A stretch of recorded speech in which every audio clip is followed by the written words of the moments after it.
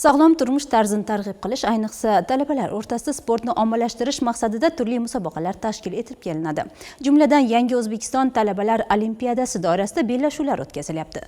Toshkent davlat tibbiyot universitetida bo'lib o'tgan musobaqa tafsiloti hozirgi lavhamizda.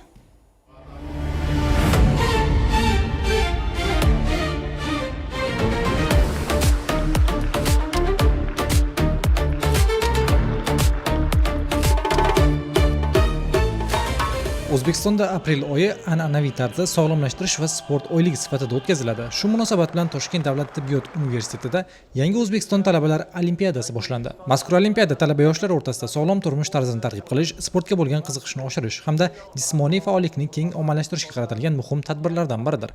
Olimpiada doirasida turli sport musobaqalari tashkil etilishi rejalashtirilgan bo'lib, unda ishtirokchilar o'z mahorati, jismoniy tayyorgarligini namoyish etish imkoniyatiga ega bo'ladilar.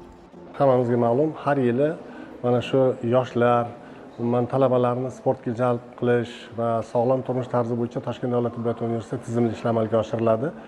Mana bu yil aprel oyida, 2026-yil aprel oyida respublikamizda sport va sog'lomlashtirish oyi bo'lib o'tyapti.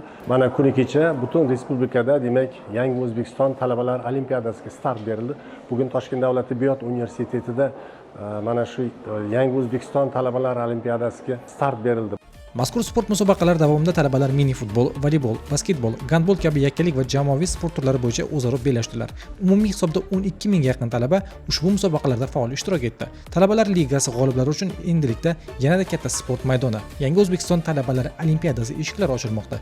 Bu esa yosh sportchilar uchun o'z iqtidorini yanada kengroq namoyon etish imkonini beradi.